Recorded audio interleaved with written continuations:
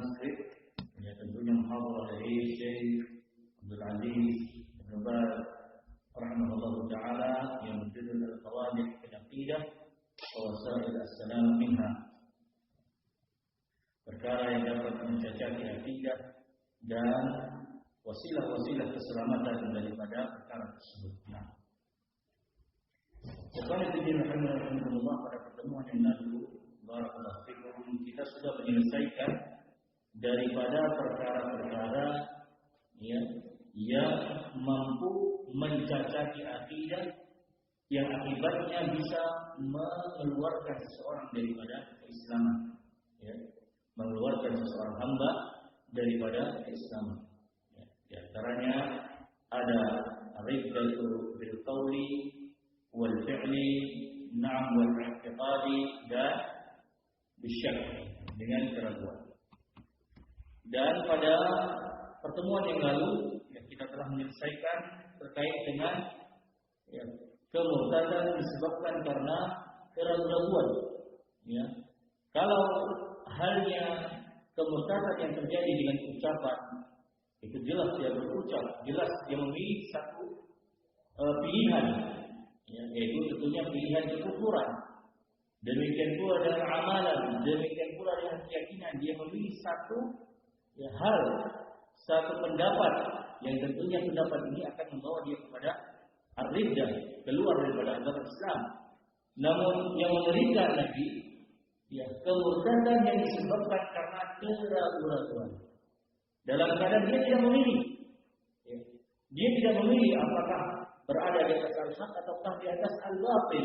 Namun dengan sikap yang dia memilih tersebut, dengan sikap keraguan tersebut, justru dia juga terbawa kepada perkara ar-riddah, kemurtadan. Ya, jadi misalnya bagaimana disebutkan kemarin, ya, apakah engkau yakin bahwa Allah Subhanahu wa taala itu ada? Maka dia mengatakan, saya tidak tahu Allah itu ada atau enggak ya. Kan dia di tengah ini, enggak milih ada atau enggak milih juga enggak. Karena dia ragu. Maka posisi yang seperti ini dia juga termasuk orang yang murtad, keluar dari Islam dengan keraguan-raguannya. Ya. Nah, kemudian hal yang diragukan ini adalah hal yang tidak harus tidak orang itu harus tahu, wajib, perkara yang mendasar, perkara akidah. Ya, perkara ini. Ya, nah, beda halnya permasalahan fiqhiyah. Misalnya yang mana wajib? Ya, nah, ketika berwudu misalnya, apakah membaca bismillah terlebih dahulu? Tidak. Itu beda halnya, ada urusannya dengan akidah. Ya. Ada yang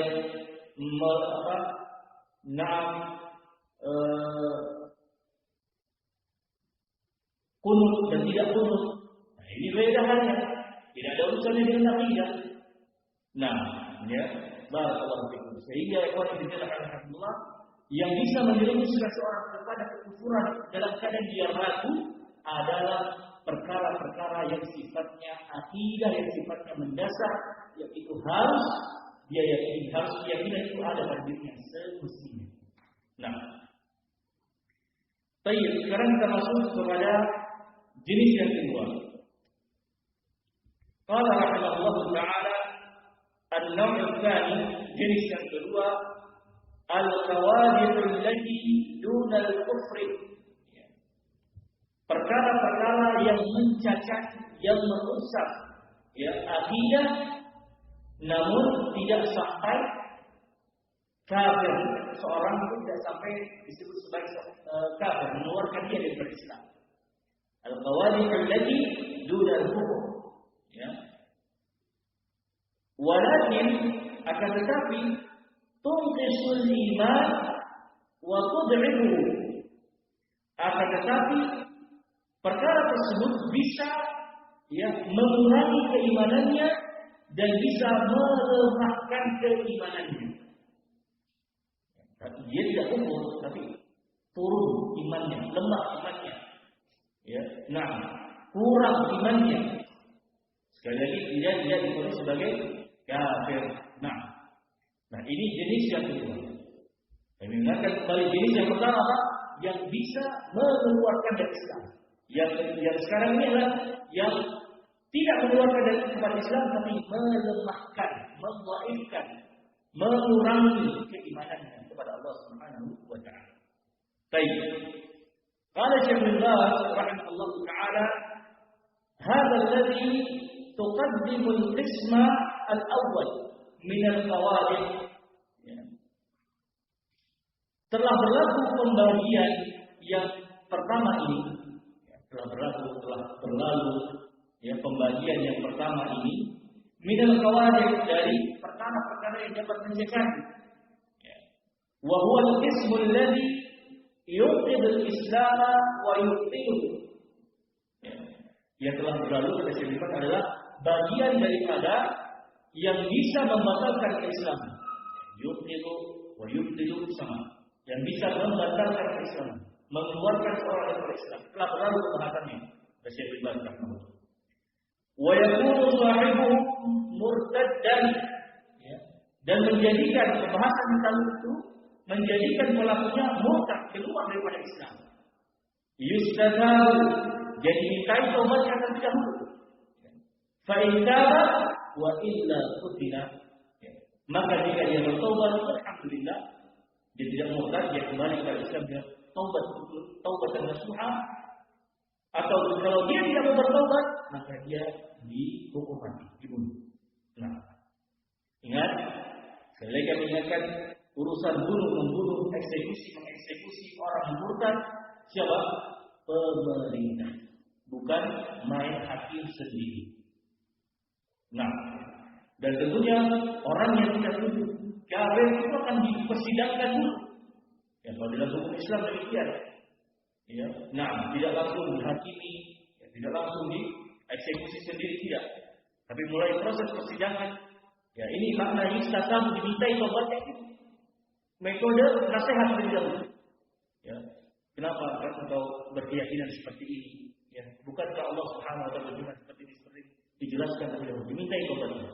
Kalau dia sudah bersikukuh dengan pendiriannya, barulah dia dieksekusi barang. Nah, an-naw'u tsani kata Syekh bin Baz rahimahullah, jenis yang kedua ini, qawadih hudud al-kufri, perusak ataupun yang mencacati, ya, tanpa terjatuh kepada kekufuran, tanpa mengeluarkan dia daripada keislaman. Tud'iful iman wa tunqisuhu, namun yang melemahkan iman dan mengurangi keimanan. Wa taj'alu sahibaha mu'arradan lin-nar wa ghadbillah, dan menjadikan pelakunya disebabkan karena perkara tersebut yang mencacati akidah tersebut, ya, mu'arradan, dia terancam lin-nar, kepada api neraka. Wa ghadbillah, dan dia terancam di atas murka Allah Subhanahu wa taala. Ya, jadi bukan hal yang enak, enggak memurtadkan, enggak apa-apa. Bukan demikian, tapi dia diancam, terancam dengan neraka Allah, terancam dengan kemurkaan Allah Subhanahu wa taala. Ada konsekuensinya ini. Nah sekarang di bawahnya, lakin la yakunu sahibuha kafiran, akan tetapi tidak menjadikan pelakunya menjadi kafir. Ya, tidak menjadikan pelakunya yang melakukan kerusakan, pencacatan akidah dalam, ya, jenis yang kedua ini menjadi kafir. Nah, sekarang lebih jelasnya saya akan menyebutkan contohnya. Ya, perkara apa yang mencacati akidah yang dia berdosa, ya, tapi dia tidak dikeluarkan daripada Islam. Nah, wa amthilatu dzalik, contoh daripada itu adalah az-zina, yaitu dengan perbuatan zina. Ya. Idza amana annahu haram, jika dia beriman bahwasanya zina adalah perbuatan yang haram, walam yastahillahu, dan dia tidak menghalalkannya, ya'lamu annahu haram, dia mengetahui bahwasanya zina itu haram, walam yatahallalhu, dan dia tidak menghalalkannya, bal yazni wa ya'lamu annahu 'asim, bahkan, ya, Nah, dia berzina dalam keadaan dia tahu bahwasanya itu adalah maksiat. Paham dia? Dia yakin itu perbuatan dosa, itu dilarang dalam syariat agama Islam. Dia yakin hal itu, namun dia tetap terjatuh kepada perbuatan zina dan dalam keadaan dia tetap sadar tahu itu adalah perbuatan maksiat. Hada la yakunu kafiran. Ya. Yang seperti ini yang tidak menjadikan seorang itu kafir. Nah, wa innama yakuna 'asiyah, hanyalah dia menjadi pelaku kemaksiatan. Lakinna imanahu naqisun, akan tetapi keimanannya itu kurang. Wa hadhihi al-ma'siyatu qadahat fi aqidatihi lakin dunal kufur. Ya, dan kemaksiatan ini qadahat telah mencacati fil aqidah, dalam akidahnya, akan tetapi dia tidak kufur, dia tidak kafir. Artinya apa? Dengan kata lain apa? Perbuatannya adalah al-kabair, ya, dosa-dosa besar. Ya, perbuatan dosa. Ya. Ini juga bisa mencacati akidah. Ya, namun memang konsekuensinya tidak membuat seorang itu kufur, keluar daripada Islam. Nah, ikhwan fillah rahimahullah, perlu diketahui. Ya, tidak semua kaum muslimin ataupun tidak semua aliran mazhab firqah meyakini sebagaimana yang diyakini oleh hadis sunnah. Sebagaimana disebutkan Syekh bin Baz rahimahullah taala terkait para pelaku dosa besar. Ya, sehingga Syekh bin Baz mengingatkan inilah akidah Ahlussunnah. Ya, mereka yang melakukan dosa besar, mereka tidak dikeluarkan dari Islam. Mereka bukan seorang yang kafir.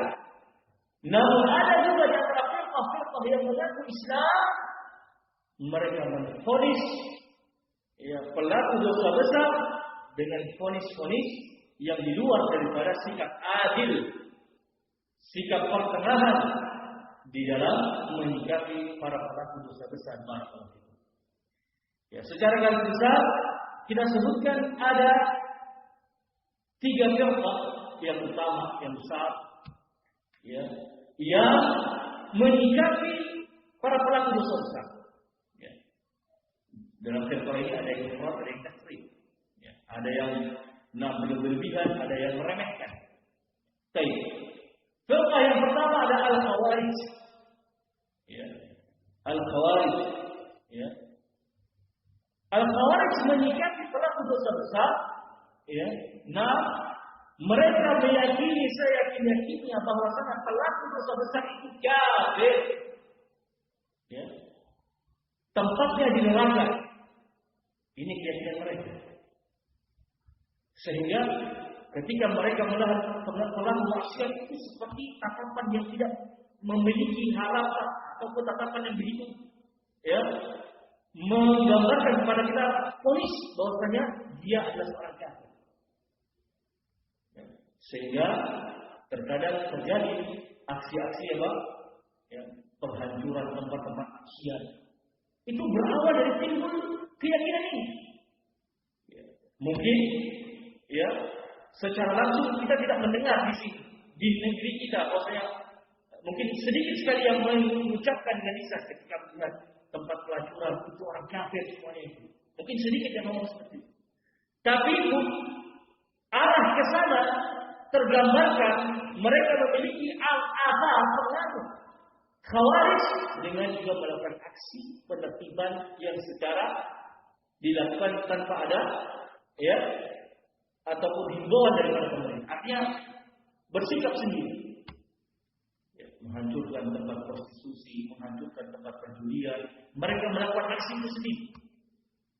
Ini apa? Ini pengaruh-pengaruh dari firqah ini.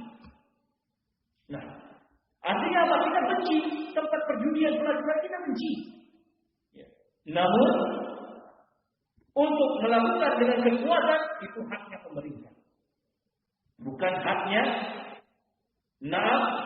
individu daripada masyarakat tersebut.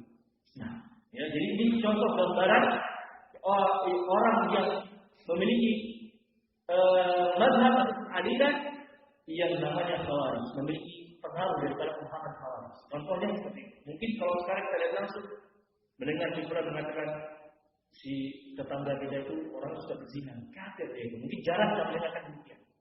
Tapi terkadang ya dihidupkan dengan aksi yang lain. Ya, maka kita tidak katakan dia Khawarij secara ta'yin. Karena mungkin sifat atau ucapan lisannya tidak mengucapkan, tapi perbuatan-perbuatannya mengarah ke sana. Mengarah kepada keyakinan yang dimiliki oleh Al-Khawarij. Nah, kemudian firqah yang kedua adalah Mu'tazilah. Ya, Mu'tazilah ya, menghukumi pelaku dosa besar ya, dari sisi kehidupan di akhirat mereka sama dengan Khawarij. Ya, kehidupan di akhirat. Ya.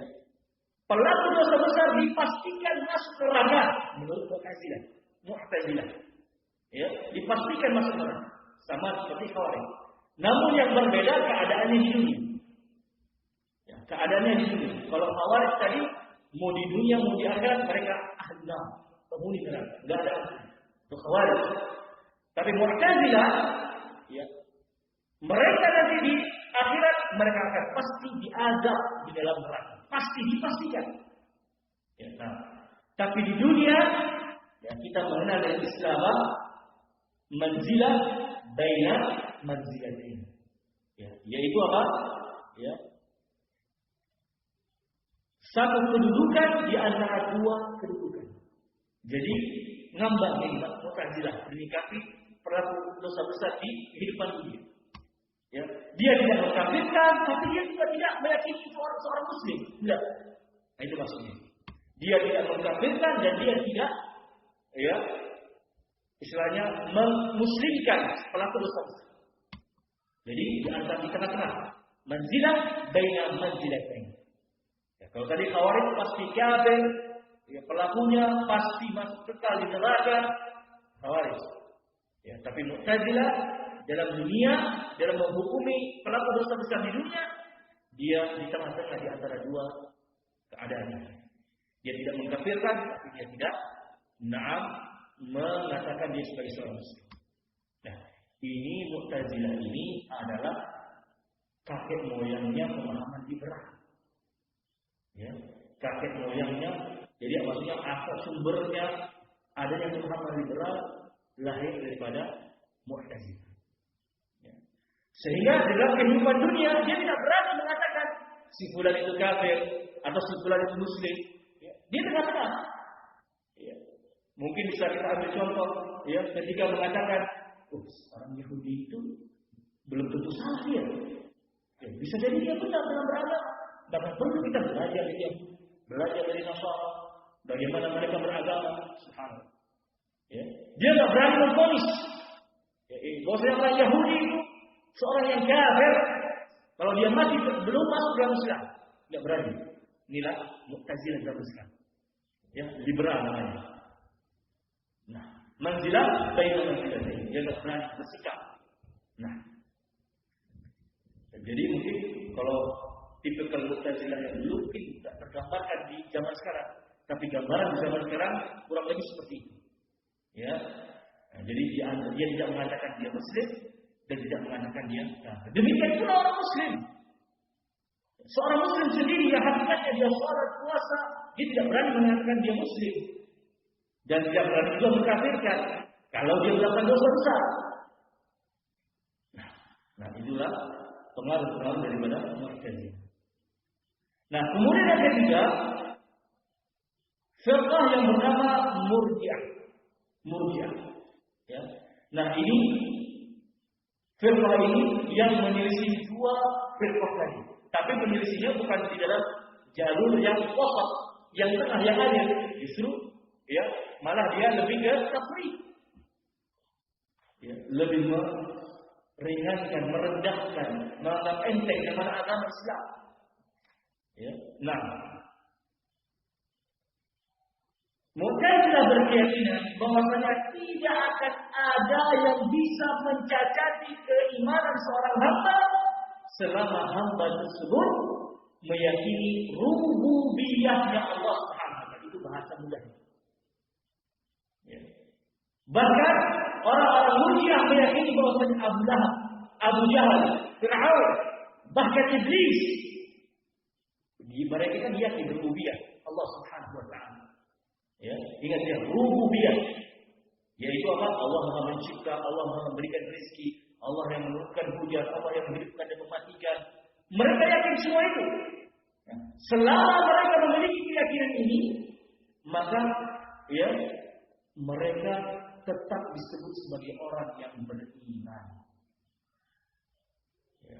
Nah, mereka tetap disebut sebagai orang yang beriman menurut ya Murji'ah. Bahkan Murji'ah yang paling ekstrim mengatakan keimanan Abu Jahal, keimanan Abu Lahab, keimanan Fir'aun, keimanan Yesus sama saja dengan keimanan Jibril alaihissalatu wassalam. Karena mereka masing-masing meyakini adanya Allah Subhanahu wa taala, adanya rububiyah Allah Subhanahu wa taala. Ya, jadi keimanan mereka ya sama seperti Jibril. Subhanallah. Ini Murji'ah. Ya, jadi melihat pelaku dosa besar ya, yang melakukan zina, yang melakukan pembunuhan, yang memakan riba, nah mereka mengatakan imannya tetap kokoh sebagaimana imannya Jibril alaihi salatu wassalam. Jibril kita ketahui bersama tidak pernah melakukan dosa. Ya. Malaikat yang dijaga oleh Allah Subhanahu wa taala sami'na wa ata'na terhadap apa yang Allah Subhanahu wa taala berikan. Nah, dan orang-orang Murji'ah menyatakan keimanan makhluk yang ada di muka bumi ini sebagaimana keimanannya Jibril alaihi salatu wassalam. Nah, ini tiga firqah ini ya menyikapi bagaimana pelaku dosa besar. Ya, sekali lagi kalau Khawarij mereka memvonis habis pelaku dosa besar adalah kafir tempat yang benar. Mu'tazilah mereka di tengah-tengah, enggak berani mengkafirkan tapi enggak berani ya mengatakan dia juga sebagai seorang muslim. Ada Murji'ah justru kebablasan. Ya, menganggap pelaku dosa besar, apalagi jangankan pelaku dosa besar, orang-orang melakukan kesyirikan saja, dia anggap tetap imannya kokoh selama dia meyakini rububiyah Allah Subhanahu wa taala. Nah, maka ahli sunnah wal jamaah tentunya menyelisih semua perkara ini. Allah Subhanahu wa taala mensifati ahli sunnah. Ya Allah firmankan di surat Al-Baqarah ayat 142. Allah Subhanahu wa taala katakan, "Wa kadzalika ja'alnakum ummatan wasata." Dan demikian pula Allah Subhanahu kami jadikan kalian, Allah Subhanahu wa taala jadikan kalian umat yang wasata, umat yang adil, umat pertengahan. Ya, tidak ifrat dan tidak tafrit, tidak ekstrem kanan dan tidak ekstrem kiri. Nah, litakunu syuhada'a 'alan nas, agar kalian menjadi saksi atas perbuatan manusia, wa yakuna rasulu 'alaikum syahida, dan agar rasul menjadi saksi atas perbuatan kalian.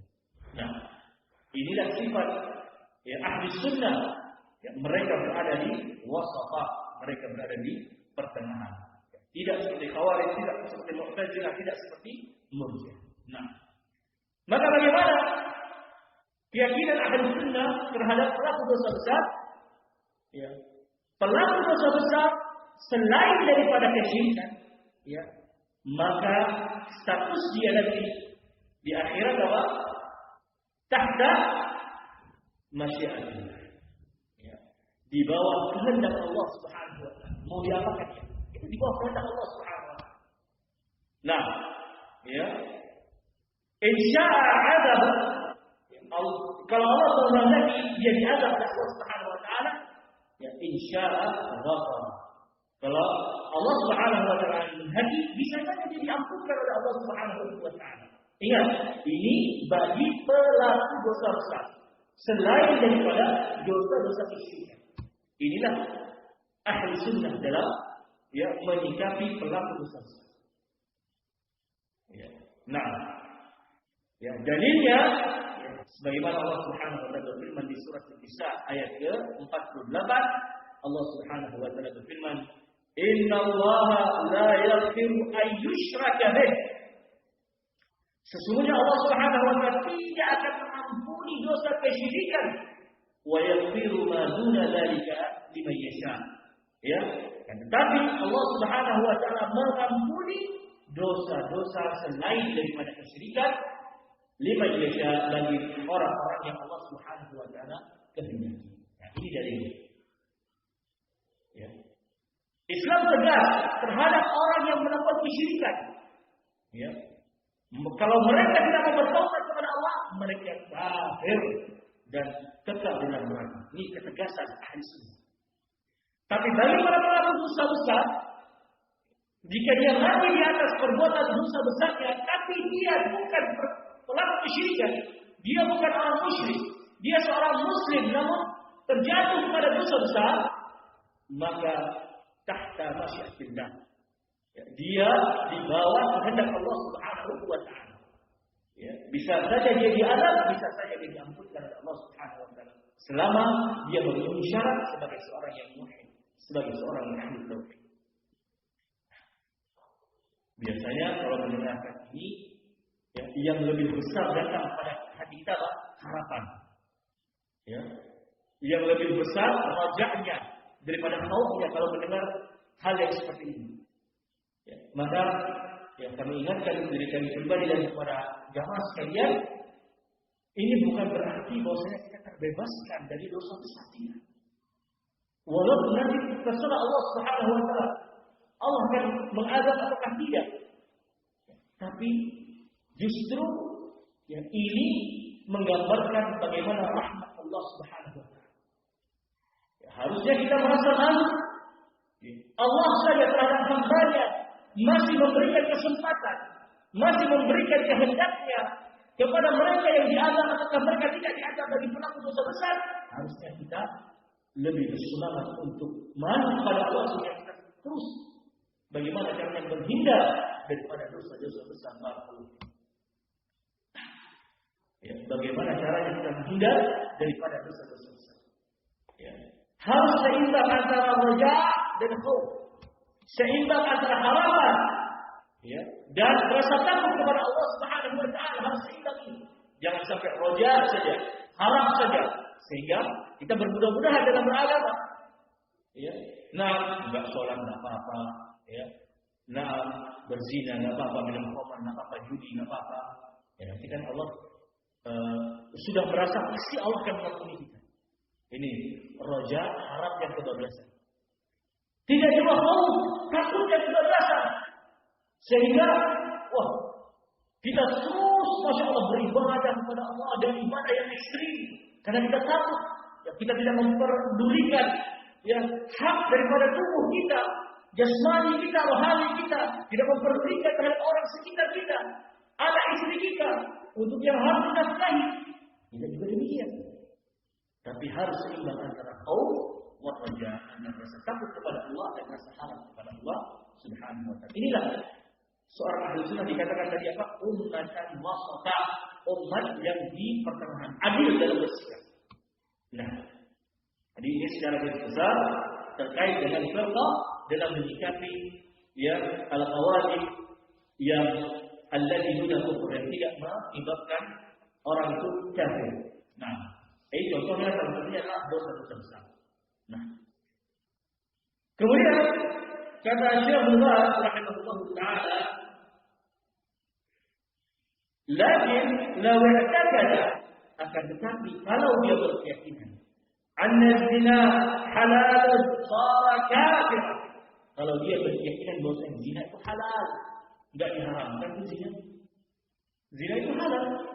Nah, ini beda halnya. Dia jelas ya, dia akan menjadi orang yang kafir. Ya. Kalau ini dia tetap kafir karena dia mendustakan syariat Allah.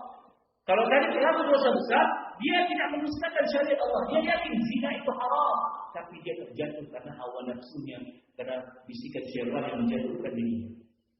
Berbeda halnya orang yang meyakini bahwa zina itu halal, bagaimana orang-orang kufar. Ya, mereka bebas, selama suka sama suka, tidak apa-apa, boleh hukum mereka. Ya, tapi di dalam ajaran agama mereka tetap diharamkan. Kita harus garis bawahi. Agama samawi manapun mengharamkan yang namanya zina. apakah agama Nabi Isa alaihissalam, apakah agama Nabi Musa alaihissalam, tetap mengharamkan yang namanya zina.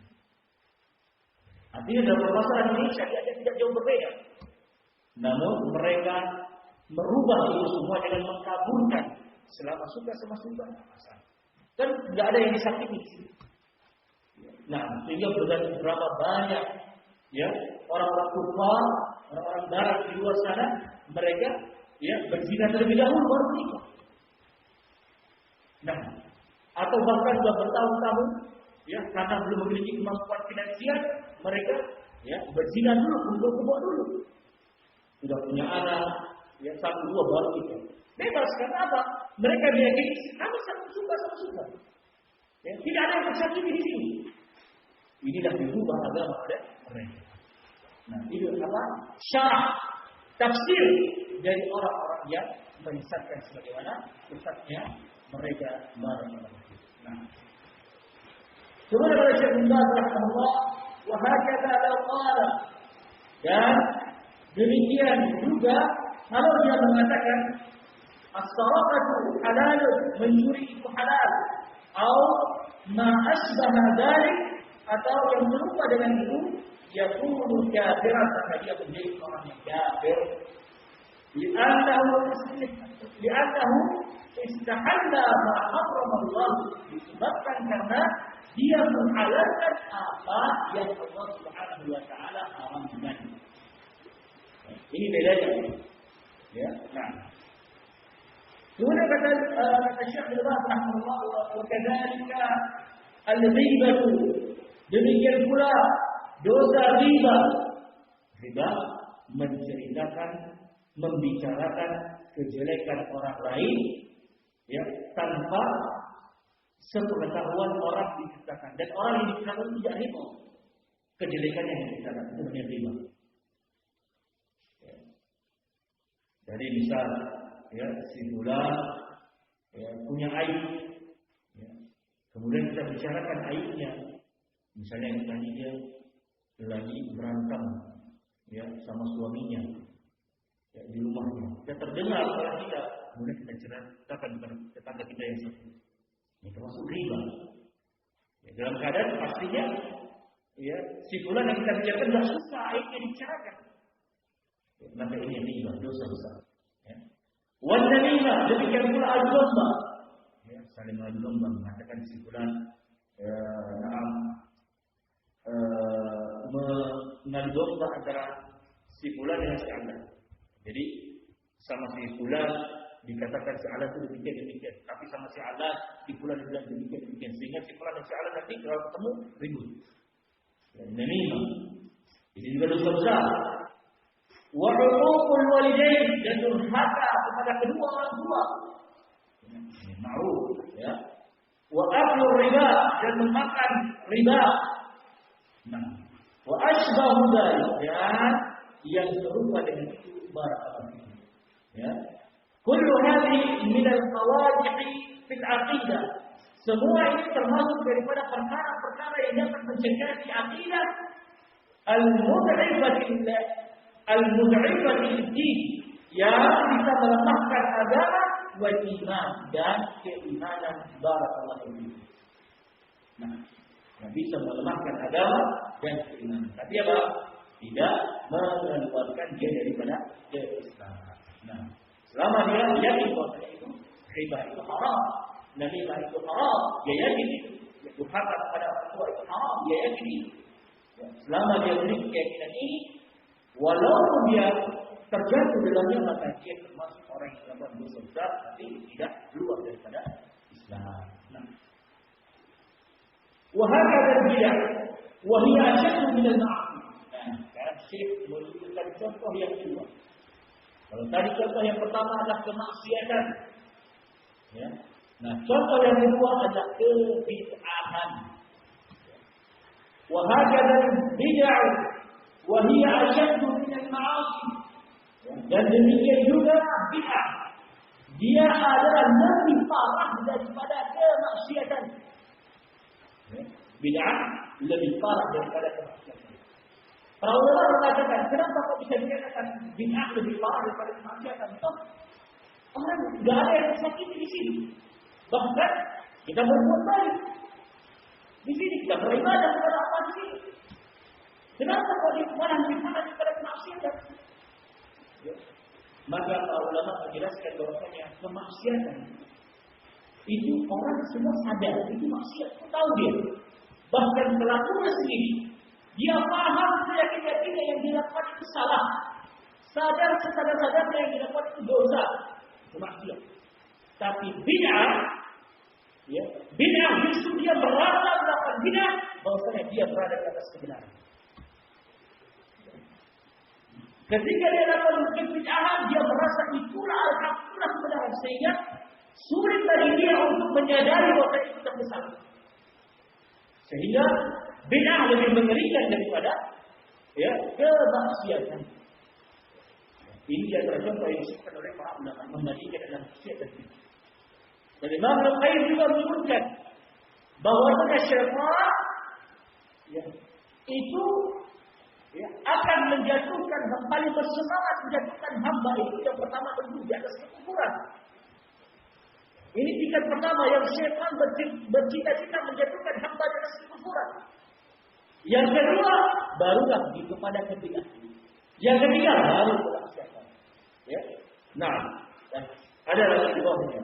Baik perkara yang melalaikan, perkara yang mubah, dan seterusnya. Tapi tiga ini, ya, prestasi paling ya, sukses adalah ketika iblis dan tentara-tentaranya menyesatkan anak manusia jatuh kepada kekufuran. Penghargaan yang kedua, yang bagi iblis kepada tentara yang tentunya bisa menjatuhkan anak manusia jatuh kepada kebid'ahan. Yang penghargaan yang biasa saja bagi iblis bisa menjatuhkan, ya, para tentaranya bisa menjatuhkan seorang manusia kepada maksiat. Karena maksiat semua paham, semua tahu. Nah dari sini barakallahu, kenapa mungkin antum pernah mendengar ya kok istilah jamaah tahdzir. Ini sering kita dengar jamaah tahdzir. Itu loh sekarang kita sedang ya, harusnya kita menjelaskan ya bagaimana kekafiran si fulan si alam itu sekarang urusan kita itu. Bagaimana banyak orang melakukan kemaksiatan. Bagaimana orang banyak melakukan ya perkara-perkara maksiat. Tapi ini sesama harus kita saling tahdzir. Maka dari sini barakallahu fikum yang lebih dahsyat, yang lebih utama untuk kita nasihati adalah orang yang terjatuh kepada bid'ah. Orang yang terjatuh kepada bid'ah ini yang lebih utama kita nasihati, kita peringati orang tersebut, kita jelaskan orang tersebut daripada orang yang terjatuh kepada kemaksiatan. Orang yang jatuh pada maksiatan dia sudah punya modal, sudah punya dasar. Saya tahu ini salah. Artinya ketika kita nasihati, ya antum tahu. Dia tahu. Cuma caranya bagaimana kita merangkul dia agar dia tidak terjatuh dalam hukuman itu lagi, itu caranya. Tapi orang yang terjatuh kepada bid'ah itu mungkin seperti harus didahului. Kita nasihati, ya, si fulan ini bid'ah. Ini enggak benar. Ya, maka dia mengatakan, dari sisi mana enggak benar? Saya melakukan ibadah, saya sholat, saya puasa. Nah, dari sisi mana saya salah? Sholat itu tidak diajarkan dengan caranya salah. Ya, nah, puasa juga demikian. Ya, nah, terus diargumen lagi. Bid'ah lebih sulit. Sehingga kenapa? Ya, banyak para ulama yang membantah ya, orang-orang pelaku kebid'ahan dari Khawarij. Ya. Mereka melakukan kebid'ahan memberontak kepada pemerintah. Ya. Nah, orang Mu'tazilah mereka mengajak umat untuk jadi orang liberal. Nah, kemudian kenapa para ulama sibuk mengajak umat yang jatuh oleh maksiat, yang jatuh kepada dosa besar itu dulu? Kenapa? Karena mereka orang-orang jatuh kepada lingkaran kebid'ahan itu justru yang urgent, yang emergency, yang harus diselamatkan terlebih dahulu, dijelaskan terlebih dahulu. Nah, dan tentunya ya, yang lebih dalam lagi, yang tersesat lebih dalam lagi dari lingkungan ahli sunnah, yang tersesat lebih dalam lagi, yang samar di kalangan orang awam sama. Ya sama sih. Sama-sama ahli sunnah, sama-sama ngaji tauhid, ngaji sunnah. Kok saling selisih? Justru yang paling kecil perselisihan yang paling mengerikan yang harus diingatkan. Ya, harus diingatkan. Dan tahdir sekali lagi adalah cara level yang paling tinggi dalam bagian daripada nasihat. Ya. Dan ini diajarkan oleh Rasulullah SAW. Diajarkan oleh para sahabat dari Rasulullah SAW. Artinya bukan cara-cara baru. Nah, ya, jadi inilah. Ya, sehingga barakallahu fikum, ya, kebid'ahan itu lebih mengerikan daripada kemaksiatan. Nah, baik, mungkin contoh terhadap bid'ah insyaallah kita lanjutkan pada pertemuan yang berikutnya. Ya, insyaallah. Nah, tentunya ini lebih menarik lagi terkait dengan permasalahan bid'ah. Ya, ada juga nanti contoh tentang maulid Nabi, ya, bagaimana bentuknya. Nah, insyaallah taala kita lanjutkan pada pertemuan yang berikutnya. Wallahu taala a'lam bishawab. Wassallallahu wasallam wa baraka ala nabiyyina Muhammad walhamdulillahi alamin. Subhanallahi wa bihamdihi asyhadu an la ilaha illa anta astaghfiruka wa atubu ilaik. Assalamualaikum warahmatullahi wabarakatuh.